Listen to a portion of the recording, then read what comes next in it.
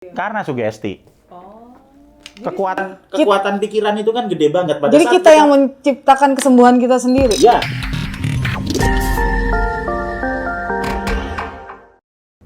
Terima kasih Dr. Indro atas kehadirannya di Lex One Podcast. Iya. Boleh langsung Mas Uli. Dok, kenapa seorang dokter Muhammad Indro Cahyono itu lebih dikenal sebagai virolog saat ini ya dibandingkan dengan dokter hewan? Apa sih dok virolog itu?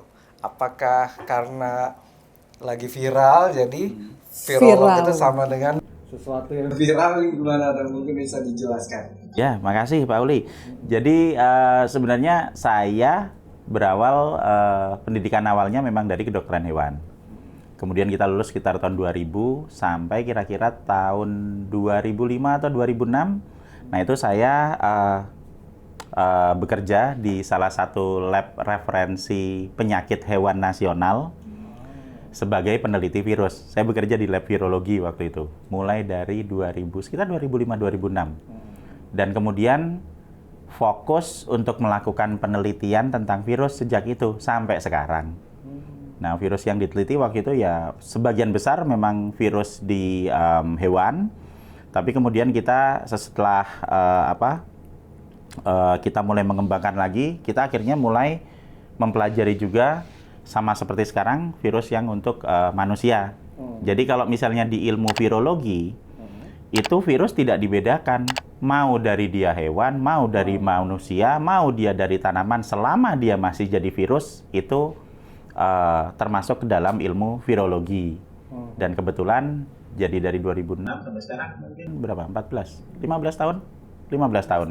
15 tahun full, ya. Hanya untuk virus saja. Virus saja. Iya. Ada peraturan presiden mengenai kejadian ikutan pasca imunisasi COVID. Ya. Itu kan Perpres itu kan peraturan generalnya ya, yang katanya kan kalau orang ada penyakit ikutan pasca imunisasi COVID itu bakal disantuni, bakal di treatment dengan biaya pemerintah. Terus kan ada Permenkesnya nih, peraturan pelaksananya dari Perpres itu. Nah itu dibilang yang akan dapat santunan itu kalau orang yang cacat ringan, cacat sedang, cacat berat setelah imunisasi COVID, yang mana kan harus melewati penelusuran dulu apa benar itu karena vaksin COVID-nya gitu kan.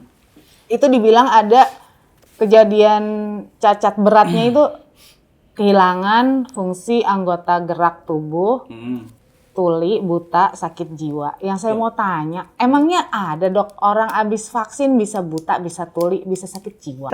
Kita balik lagi ke isi vaksinnya. Isi vaksinnya apa sih? Nah, isi vaksin ini kan pertama, vaksin yang sudah dilakukan ya. Saya nggak ngomong ntar yang mau datang dan berikutnya. Jadi kan isinya virus hidup yang udah dibunuh. Dan ini nggak ada efeknya apa-apa. Kita kemasukan virus mati yang sudah dibunuh nggak ada efek sampingnya. Kemudian isinya apa? Aluminium hidroksida. Aluminium hidroksida itu cuma mineral biasa aja kita masukin. Sama kayak kita makan obat mah dan nggak ada efek sampingnya. Kejadian ikutan yang nggak bisa buta, nggak bisa tuli. Dengan syarat pada saat divaksin harus kondisinya sehat. Sehingga pada saat kita masukin vaksin, ya tubuh nanti akan merespon untuk ngeluarin antibodi dan masukin data ke sel memori.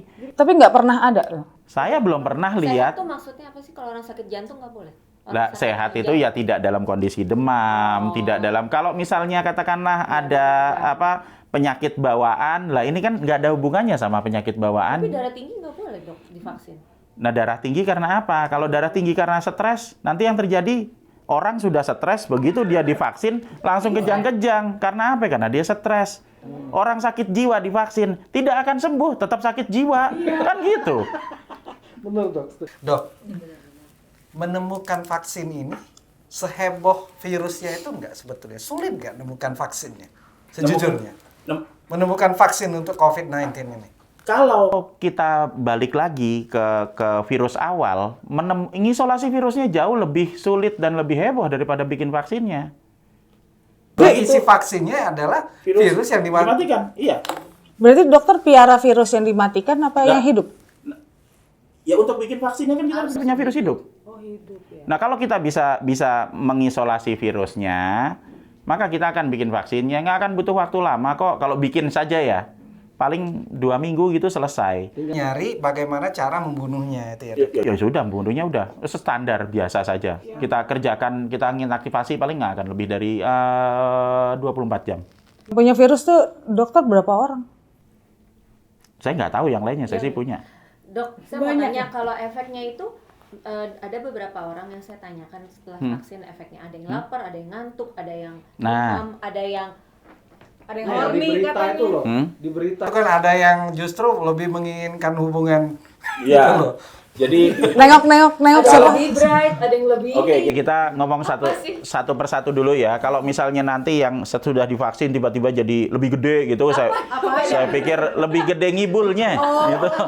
Nah itu saya pikir itu enggak lah, itu masih nggak nyambung. Ya kayak kru kita kan cerita, dia bilang, aku memang Suges pengen aja jadi nggak itu." sih? Itu sugesti. Sama kalau kita datang ke ke misalnya siapa yang mak siapa ya itulah itu kan sebenarnya sugesti aja kan. Almarhumah mak sih. Iya. Nah, tapi kalau misalnya kita ngomong demam misalnya, kalau kita masukin virusnya virus mati yang sudah diinaktivasi, sekali lagi virus mati ya, virus hidup, virus utuh mati, disuntikin, ya nggak ada demam. Gimana caranya bikin demam? Virusnya nggak bisa nambah banyak. Tapi kalau misalnya kita lihat secara fisiologi, begitu dimasukkan ya nggak akan ada reaksi apapun. Nah, biasanya ingat pada saat kita masukin vaksin yang virusnya mati, maka nanti di hari ke-14 kan antibodinya diproduksi banyak. Ya kan sampai ke 14 sampai ke 21 hari itu. Pada saat antibodi diproduksi banyak itu perlu energi tubuh yang gede banget. Karena energi tubuh itu kan dipakai cuma buat Lebih aktif itu ya. ya untuk satu bertahan hidup, yang kedua untuk aktivitas. Pada saat energi tubuhnya itu dipakai untuk produksi antibodi, maka yang aktivitas kan diambil. Sehingga yang terjadi apa ya? Makanya kita lemas, makanya kita jadi lapar, pengen makan, makanya kita jadi ngantuk, karena energinya harus dipakai untuk bikin antibodi. Gimana cara ngatasinya? Ya dikasih energi yang banyak, pakai madu, makan yang banyak, udah gitu doang. Tapi malah ada yang bilang katanya lebih bright ngelihatnya, terus lebih semangat gitu. Pengen ngomong nengok. Nah, sekarang kan kayak ingat Ponari. Ponari itu Tahu yang kecil, anak yang pernah pakai kesambar petir terus tiba-tiba dia punya batu ajaib yang ntar dicelup gitu, semua orang yang pada datang ke situ tiba-tiba jadi sembuh. Iya kan? Berapa banyak orang yang datang ke sono? Banyak banget. Iya. Menurutnya bisa sembuh nggak? Enggak. Iya, tapi kenapa dia banyak datang ke situ? Karena sugesti. Oh. Kekuatan pikiran itu kan gede banget. Jadi kita yang menciptakan kesembuhan kita sendiri. Iya. Karena kita percaya. Iya. Itu bisa meningkatkan imun kita nggak? Pikiran kita itu. Saya beraktivitas selama 1 tahun full kemanapun tanpa batasan, hidup nyantai dan tidak pernah sakit. Selama 1 tahun full dan tidak pernah positif. Main-main sama Karena virus orang lagi. ngetesnya pakai PCR tadi kan. Ya. Dan dokter tahu cara ngelabun. Dok, kan isi vaksin tadi kalau penjelasan Dokter Indro kan simpel. Adalah virus yang dibunuh dan apa tadi cairan apa itu?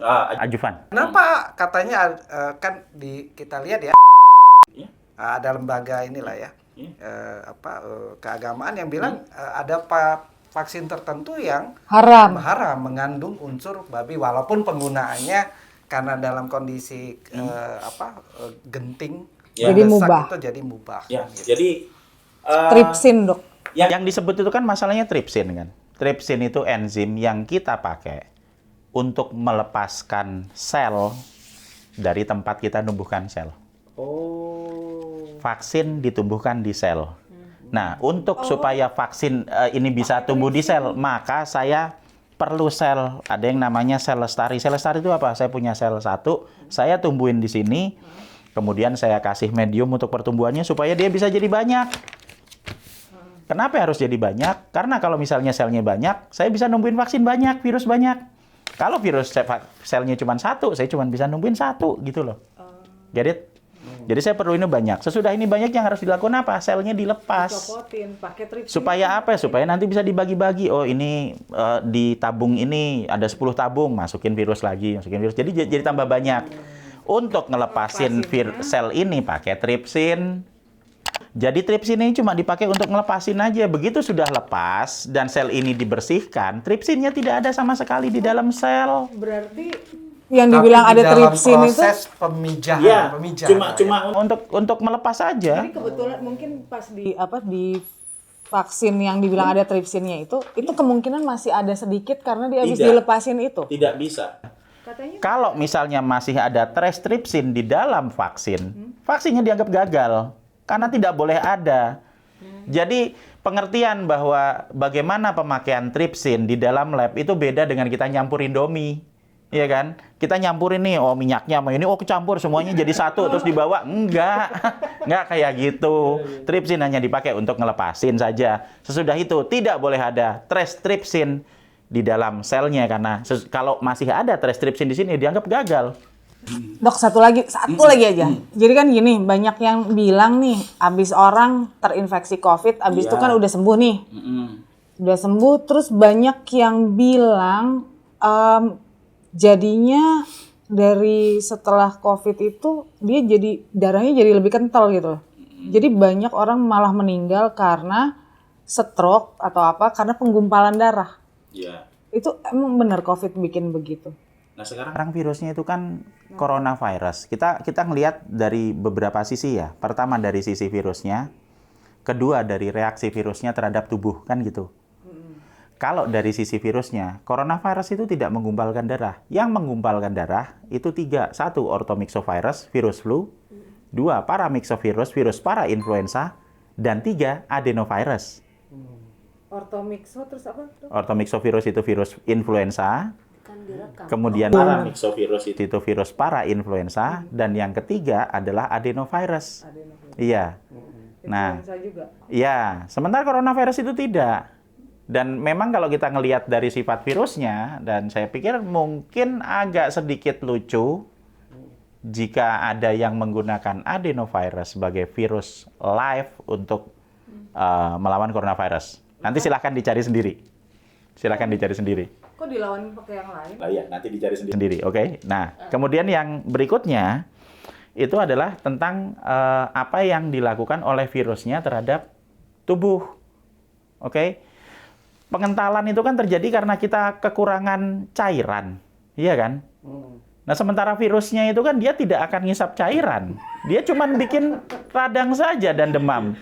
Pada saat kita demam, kemudian kita malah jarang minum, dehidrasi, ya jelas darahnya kental. Memang kadang-kadang Sesimpel itu. semua masalah yang menyebabkan kematian atau penyakit menyebabkan kematian nyalahin coronavirus. Iya. Padahal emang bener sih dok, kalau demam kan mulut kita pahit ya. Emang males mau makan juga males, mau minum juga males. Makanya disebutkan kan berkali-kali di situ kalau kena infeksi virus dijaga jangan sampai dehidrasi. Udah minum aja yang banyak, ya kan? Kemudian kita makan vitamin vitamin C, kita makan pisang itu karbohidratnya cukup, ada kalium, minum susu, minum madu, ya sesimpel itu aja. Jadi dari virusnya sendiri, coronavirus tidak menggumpalkan darah. Tidak.